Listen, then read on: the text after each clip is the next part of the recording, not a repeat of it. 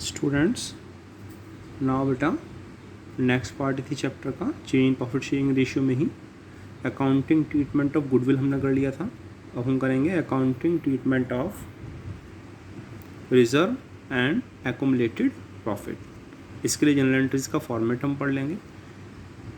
तो reserve and accumulated profit क्या होता है कि बैलेंस शीट में लायबिलिटी साइड कुछ रिजर्व या प्रॉफिट का बैलेंस आपको दिया गया होगा। इसका मतलब पार्टनर्स ने इन प्रॉफिट या रिजर्व को अभी तक डिस्ट्रीब्यूट नहीं किया है। तो अगर पार्टनर्स का प्रॉफिट चेंजिंग हो गया है तो पार्टनर्स प्रॉफिट को चेंज करने से पहले अपने इस पुराने रिजर्व और प्रॉफिट को डिस्ट्रीब्यूट कर लेंगे ओल्ड रेशियो में। तो इसके लिए जो एंट्री होगी वो यहाँ पर बताई गई है। फर्स्ट एंट्री इसकी, if any balance of profit and loss account, यानी कि क्रेडिट बैलेंस है, इट मीन्स प्रॉफिट है, और रिजर्व दे रखा है आपको क्वेश्चन में। तो profit and loss account debit, जितनी प्रॉफिट लॉस अकाउंट की अमाउंट है वो, रिजर्व अकाउंट डेबिट, जितनी रिजर्व की अमाउंट है वो, और टू पार्टनर्स कैपिटल अकाउंट। जैसे सपोज करो 3 पार्टनर हैं ए, बी और सी, तो उनका जो ओल्ड रेशियो दे रखा होगा उसमें प्रॉफिट की अमाउंट और रिज़र्व की अमाउंट दोनों ही डिस्ट्रीब्यूट हो जाएंगी। अगर रिज़र्व या प्रॉफिट में से कोई सी एक आइटम दे रखी है तो इस एक आइटम को भी आपको डिवाइड करना पड़ेगा। अब प्रॉफिट हुआ तो ये, और अगर इसका अपोजिट हो गया मतलब लॉस हो गया तो इसका second part, if any balance of profit and loss account, यानी कि डेबिट बैलेंस। डेबिट बैलेंस का मतलब यहाँ पर है loss. And deferred revenue expenditure. Deferred revenue expenditure वो होते हैं जिसको हम ज़बरदस्ती एसेट्स मान लेते हैं जबकि ये एक एक्सपेंसेस का पार्ट होता है। जैसे इसका एक एग्जांपल आप ले सकते हैं, एडवर्टाइजमेंट एक्सपेंसेस इज गिवन। तो लॉस दे रखा है या डेफर्ड रिवेन्यू एक्सपेंडिचर दे रखे हैं, तो क्योंकि ये लॉस है तो इससे पार्टनर्स डेबिट होंगे। तो ऊपर वाली एंट्री का अपोजिट केस हो गया कि पार्टनर्स कैपिटल अकाउंट इसमें डेबिट होगा। तो इसमें होगा बेटा partners capital account debit to profit and loss account, या फिर to deferred revenue expenditure account. इसमें भी वैसे ही, अगर केवल लॉस का अमाउंट दे रखा है तो लॉस बांटिएगा, और अगर डेफर्ड रिवेन्यू एक्सपेंडिचर भी दे रखा है तो उसको भी बांटना पड़ेगा, और ये बटेगा बेटा ओल्ड रेशियो में। इसका ये क्वेश्चन आप लोग देख लेते हैं। इसका बेटा क्वेश्चन नंबर 24 मैंने सोल्व कर रखा है। तो क्वेश्चन नंबर 24 पर आएंगे। 24 में इसने दे रखा है ए और बी, 2 पार्टनर यहाँ पर हैं फर्म में, और इनका ओल्ड रेशियो है 3:2, जबकि इनका न्यू रेशियो हो गया 3:4 का। और on that date there was a credit balance of 70,000 in their profit and loss account. क्योंकि क्रेडिट बैलेंस दे रखा है, इसका मतलब ये प्रॉफिट का बैलेंस है जो पार्टनर्स ने अभी तक बांटा नहीं है।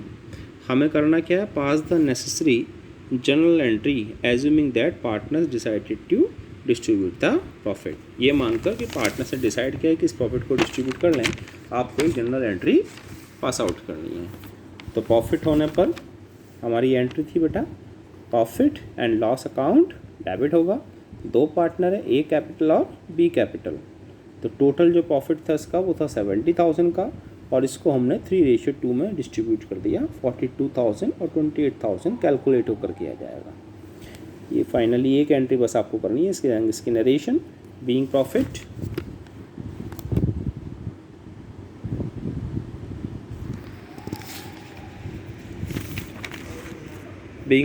Transfer to partners capital account. Now बेटा इसी का एक पार्ट और हम करते हैं। इसमें accounting treatment of workman compensation reserve. तो पहले मैं आपको ये बताता हूँ कि वर्कमैन कंपनसेशन रिजर्व एक्चुअल में होता क्या है। वर्कमैन कंपनसेशन रिजर्व एक प्रॉफिट का एक पार्ट कंपनी एक साइड रख देती है कि अगर फ्यूचर में वर्कर्स को कोई अचानक से क्लेम देना पड़ जाए, यानी कि अचानक से कोई लॉस हो जाए वर्कर्स के ड्यू, उनका एक्सीडेंट हो जाए या कोई कंपनसेशन हमें उन्हें अचानक से देना पड़ जाए, तो हम उसके लिए एक एक्स्ट्रा एक्सपेंसेस होता है। तो उस एक्स्ट्रा एक्सपेंसेस के लिए पहले से कुछ रिज़र्व बना के ये चलते हैं। तो अकाउंटिंग ट्रीटमेंट इस वर्कमैन कंपनसेशन रिजर्व का क्या होगा, क्योंकि ये भी एक प्रॉफिट का ही पार्ट है। तो इसके बेटा अलग अलग केसेस हैं।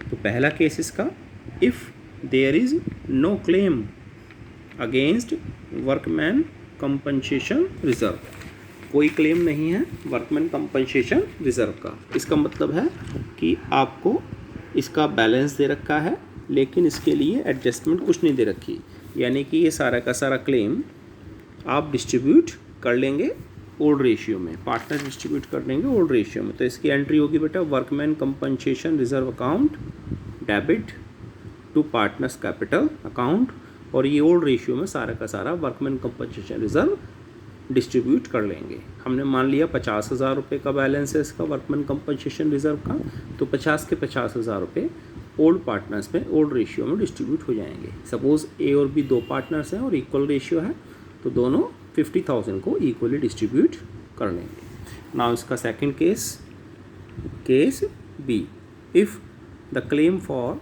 Workman compensation reserve is lower than the amount of workman compensation reserve, यानी कि जो क्लेम है जो देना पड़ेगा पार्टनर्स को, उसकी अमाउंट दे रखी है और वो वर्कमैन कंपनसेशन रिजर्व से कम है। इसमें आप ऐसे मान सकते हैं कि हमने फिर से मान लिया कि वर्कमैन कंपनसेशन रिजर्व का अमाउंट 50,000 रुपये है और वर्कमैन कंपनसेशन क्लेम हमें देना पड़ेगा 40,000 रुपीज़ का।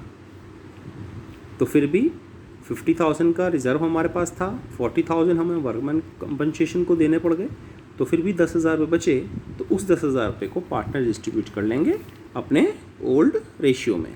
तो उसकी एंट्री बन जाएगी बेटा workman compensation reserve account debit 50,000 आ जाएगा, to provision for workman compensation claim 40,000 का क्लेम था जैसे, to partners capital account 10,000 distribute हो जाएंगे ओल्ड रेशियो ओल्ड पार्टनर्स में। नाउ इसका केस थर्ड में, if claim for workman compensation is equal to workman compensation reserve, यानी कि वर्कमैन कंपनसेशन का जो क्लेम है उसकी अमाउंट और रिज़र्व की अमाउंट इक्वल है, यानी कि हम अगर लेके चले 50,000 का वर्कमैन कंपनसेशन रिजर्व है तो क्लेम की अमाउंट भी 50,000 रुपीज़ ही है। इसका मतलब जितने का रिज़र्व हमारे पास था वो सारे का सारा हमें क्लेम में देना पड़ेगा। पार्टनर्स को इससे कोई प्रॉफिट नहीं हुआ तो पार्टनर्स इसमें कुछ भी डिस्ट्रीब्यूट नहीं करेंगे और सारा का सारा क्लेम में चला जाएगा। तो इसके लिए एंट्री बनेगी workman compensation reserve account debit to provision for workman compensation claim account.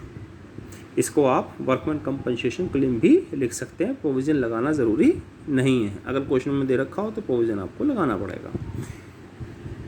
Next बेटा इसका डी केस, अब अगर क्लेम नहीं हो सकता या फिर कम हो सकता है या फिर बराबर हो सकता है तो क्लेम की अमाउंट ज़्यादा भी हो सकती है। तो इसमें फोर्थ केस वही है, if claim for workman compensation reserve is more than the amount of workman compensation reserve, अगर रिज़र्व की अमाउंट से ज़्यादा का क्लेम है, यानी कि अगर हमने मान लिया कि 50,000 रुपये का रिज़र्व है तो हमने माना कि 60,000 रुपये का उसका क्लेम आ गया, यानी कि इससे पार्टनरशिप फर्म को 10,000 रुपये का लॉस हो गया।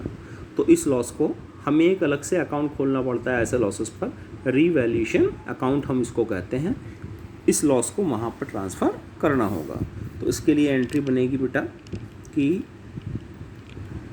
Workman compensation reserve account debit 50,000 का था जैसे, रिवैल्यूएशन अकाउंट डेबिट क्योंकि 10,000 का हुआ, to provision for workman compensation claim account 60,000 का, जितने का क्लेम बना 60,000 का वो अमाउंट इसमें डाल देंगे।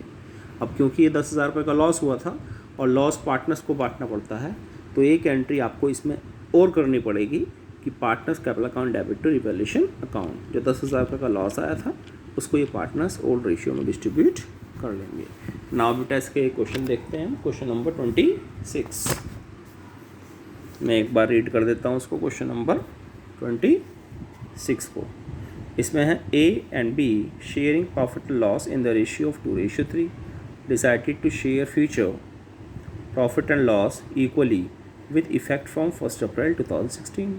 तो उसका ओल्ड रेशियो 2:3 है और फ्यूचर में डिसाइड किया इन्होंने इक्वल रेशियो का। And extract of their balance sheet as on 31 March 2016 as follows. Balance sheet में लायबिलिटी साइड इन्होंने वर्कमैन कंपनसेशन रिजर्व की अमाउंट दे रखी है 40,000। तो वर्कमैन कंपनसेशन रिजर्व हमारे पास बैलेंस में है 40,000 रुपीज़ का। Show the accounting treatment under the following alternative cases.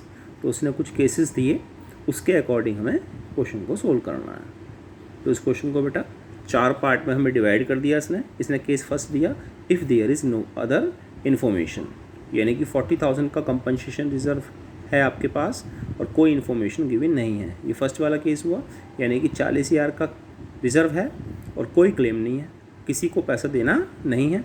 तो ये 40,000 का 40,000 पार्टनर डिस्ट्रीब्यूट कर लेंगे ओल्ड रेशियो में और इसकी एंट्री बन जाएगी कुछ इस तरह से। Case first, question number 26, workman compensation reserve account debit to A capital to B capital. 40,000 को 2 और 3 के रेशियो में आप डिस्ट्रीब्यूट करेंगे तो 16,000 ए का, 24,000 बी में ट्रांसफ़र हो जाएंगे।